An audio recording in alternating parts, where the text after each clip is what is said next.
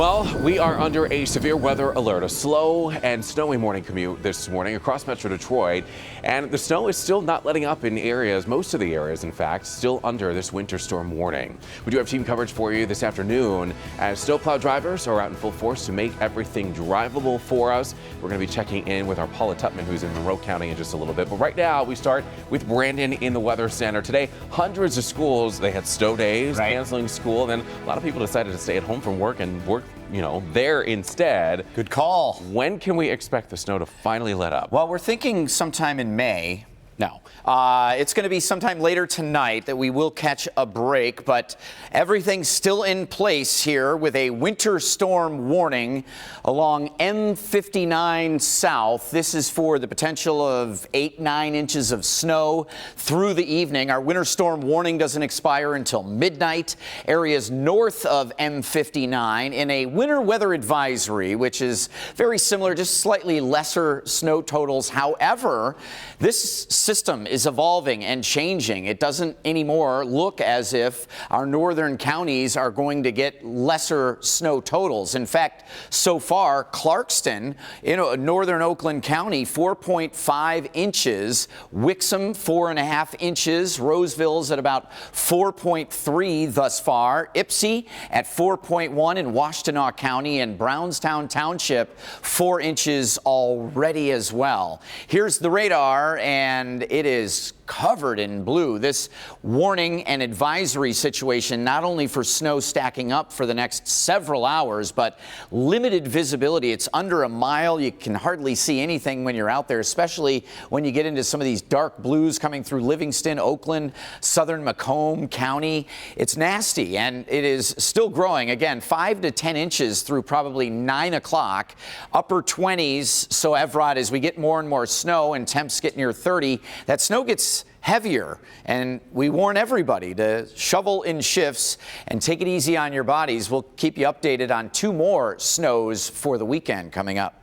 All righty, Brandon, we'll check in with you shortly. And with most of the schools closed and also a lot of people staying at home to work instead, traffic was a little bit lighter than usual this morning. Our Tim Pamplin driving north on Telegraph for us, giving us a live look at road conditions. What are they like right now?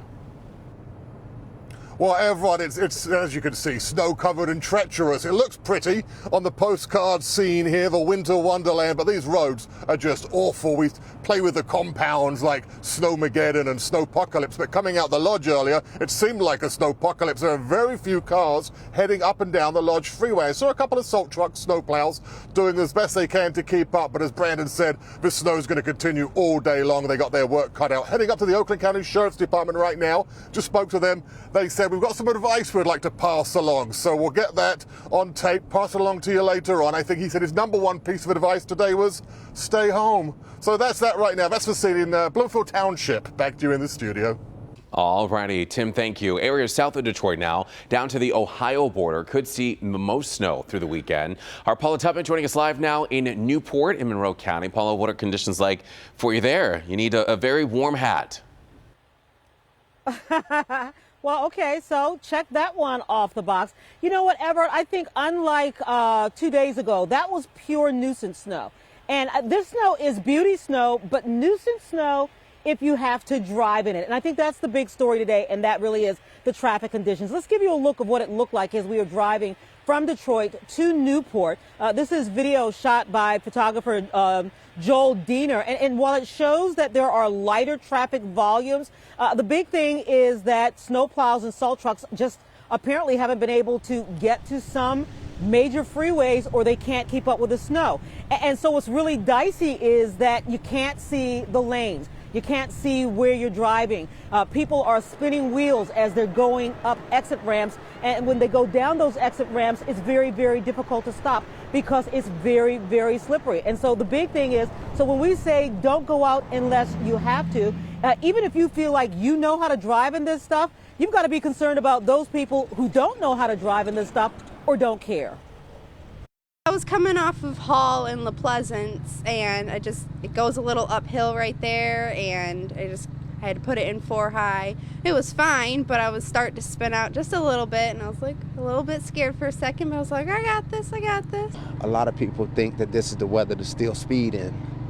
and slow it down, and always consider the other drivers and, who they might have as passengers, young children and things of that sort. So you have a lot of drivers out there in trucks that, this their fun time to get in the fast lane still and speed past you at 65, 70 miles an hour when the snow is coming down heavy. So it'd be a good thing for them to think about the other drivers who don't have, as cars as capable as theirs.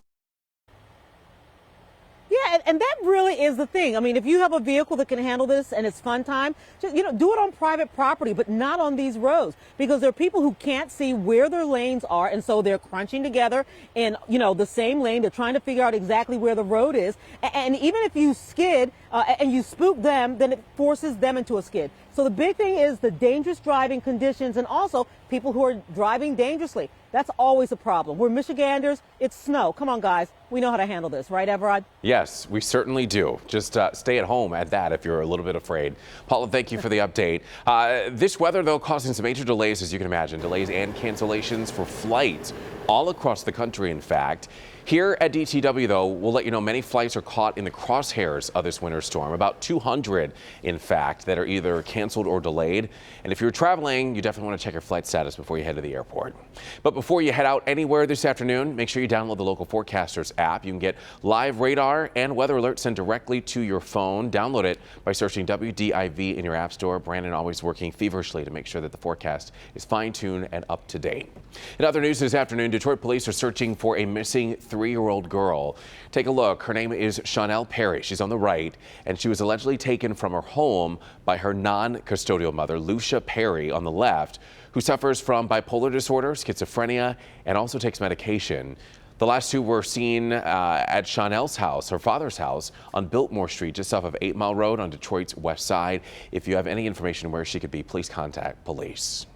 Today, the market is looking to rebound after the Dow plummeted more than 1,000 points just yesterday. The Dow opening more than 300 points as the market looms to recover some of the massive losses that it suffered over the past week. So here is a look at where things stand for you right now. The Dow Jones down almost 160 points, NASDAQ down 35 points, and the S&P 500 is down almost 12 points.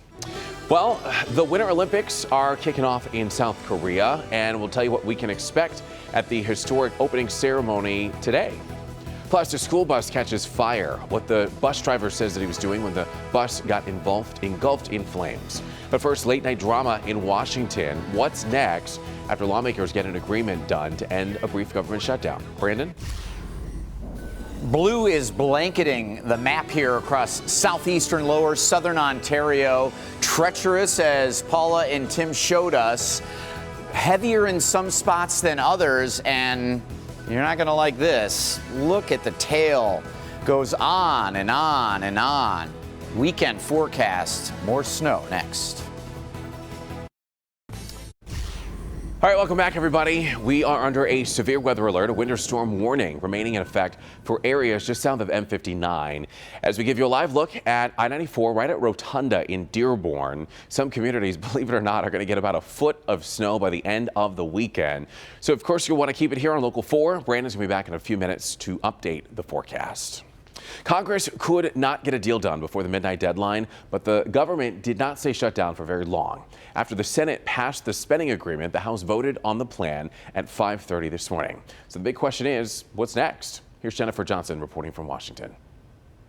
Everard, Congress again missed a midnight deadline, again shutting the government down, but this time for only 8.5 hours. Working into the pre-dawn hours, the yeas are 240, the nays are 186. The motion is adopted. The House, following the Senate, passed a $400 billion budget bill, but not before a midnight deadline. The government closed for a few hours before the president signed the bill around 8:30 a.m. Most Democrats opposed the measure, which failed to deliver on a promised immigration deal for the so-called Dreamers, young immigrants brought illegally into the U.S. by their parents. Give us a chance to allay the fear that is in the hearts of these dreamers and their families, and remove the tears from the eyes of the Statue of Liberty. Republicans say they're struggling to come up with an immigration compromise in their own party. We have been working for months in the House with a bipartisan working group, but especially even within our own conference. Senator Rand Paul kept Congress working through the night, holding up a vote in protest of a budget that adds over $1 trillion to the nation's debt. It's a terrible way to budget your money. The GOP now facing criticism over that price tag. Republicans deeply care about the deficit when there's a Democrat in the White House. But then when there's a Republican in the White House, they couldn't care less. The bill includes huge spending increases for the Pentagon, which Republicans wanted, and big boosts for domestic programs, which the Democrats demanded. The bill also includes almost $90 billion in overdue disaster aid for hurricane victims in Texas, Florida, and Puerto Rico. In Washington, Jennifer Johnson, Local 4. Thankfully, no one was hurt when a school bus burst into flames. This happening in Sterling, Massachusetts on Thursday morning and was all caught on video. Well, it started when the driver started the bus just to warm it up. Seconds later, there was smoke, and then the bus just burst into flames. Thankfully, no kids were on board, and the driver wasn't hurt. Firefighters quickly extinguished those flames, and officials believe that the fire started in a rear heating unit, but you can see just how much damage was done there. New at noon. Let the games begin. We've got what you can expect at the opening ceremony for the Winter Olympics. Plus, an American athlete turns in a disappointing performance on the first day of competition. Brandon? This system did not disappoint, and it is still going. We have some bouts of heavy snow still to deal with today, and look at the line of snow that goes all the way back to the Pacific Ocean. More weekend snow and the current situation of our severe weather alert right here next.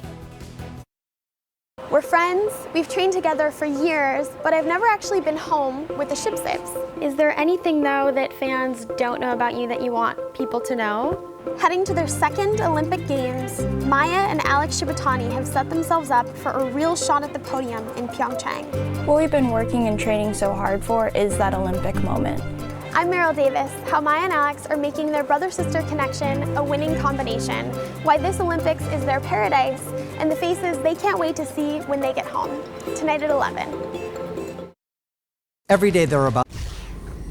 All right, everybody, the snow's still coming down as we give you a live look at downtown Detroit. There's a lot of white out there, man. Here is a look also at northbound Telegraph near Voorhees. This is in Oakland County. Our live drive camera there at a traffic light, but you can see the roads are still snow covered. Meteorologist Brandon Root joining me now, and just as you predicted. Well, you know, the models and the information that we've studied over the last several days deserve all of the blame. I'm not going to say credit, but everything's verifying for sure. The only thing that I'll add here is that, you know, for a couple of days, our emphasis was on some of the heavier snows south of I-94, and probably not going to be the case necessarily. Picking out where the heaviest bands were going to track and trend, starting to become a little more clear right in the heart of Metro Detroit. 23 now, wind chill is 15, and visibility is tough. Looked all right from Tim Pamplin's windshield, but looking across the river from Windsor to downtown, it is thick with whiteout conditions at times, and we need to remember that because even though there are a couple of lighter patches on radar, some heavier stuff still to come through. Winter storm warning through midnight for that, again, 6+ inches of snow through the area. Visibility, again, less than a mile if you're out on I-96, US 23 in Livingston County. Just be careful there, and it's pretty much everywhere, very similar situation. And what have we had so far? We shared a couple of these with you at the top of the show. We added a couple more. 4.5 Clarkston, 4.3 Roseville, Northville 4.1, Farmington Hills 3.8, and Saginaw only 2 inches. So that's the one part of the forecast. The farther north you go, the fewer snow showers or snow totals, lesser snow totals. Right now, though, the dark blues showing some of the heavier snow out of Lansing between I-69 and I-96 into both Livingston, Oakland counties, and then St. Clair, Macomb County. And this is a big tail that goes all the way back to this really hasn't changed since this morning. And some of these heavier bands will be tracking a little farther south of Detroit now, intensifying for our south zone. But look right now, these light blues and even little hole in the activity there, we'll take it. 29 degrees. 5 to 10 inches in general. Overnight tonight, things begin to break apart temporarily with more snow coming your way as we head into Saturday morning. Real quickly, want to show you the model here as it times out by about 9 o'clock. Still dealing with that tail, and this could be Monroe, Washtenaw, Wayne, southern Macomb, and southern Ontario, excluding some of our northern counties late tonight. Quick passing snow showers in the morning by about 9 a.m.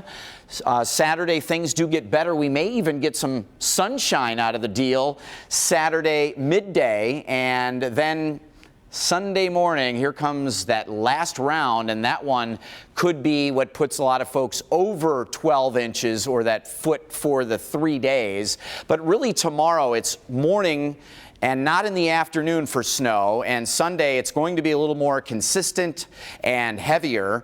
But today, Evrod, it is a severe weather alert, so we just all need to take her easy. Very good advice, Brandon. Thank you. Let's talk about the Winter Olympics now, because we are less than 8 hours away from opening ceremonies. They kick off right here on Local 4. Meanwhile, the competition has started. American figure skater Nathan Chen turned in a disappointing performance, though. This was in the figure skating team competition. NBC's Jake Gray is reporting from Pyeongchang, South Korea. Hey there, good afternoon from Pyeongchang, South Korea, where we are officially underway now with these games. You gotta go, go, go, go, go! The competition actually started a couple of days before the opening ceremony, and now it really ramps up. The first full day of competition is Saturday. We'll also see the first medals of these games awarded on Saturday. 5 in all, including women's biathlon, women's cross-country skiing, and the men's 1,500-meter speed skating. Americans in play in all of those events. It'd be great to see Team USA, as they did 4 years ago, get an early start, get some medals on the board, and then make a run through these Olympics. They feel very strong about the team they have here in South Korea, and now things really start moving as the games are officially underway. That's the latest from here in Pyeongchang. I'm Jay Gray. Now back to you. All righty, thank you, Jay. And we do want to remind you once again, you can watch tonight's opening ceremony only here on Local 4. Primetime coverage from Pyeongchang kicks off tonight, and that is at 8 o'clock. We'll be right back with a final check of your forecast in just a minute. Alt 106.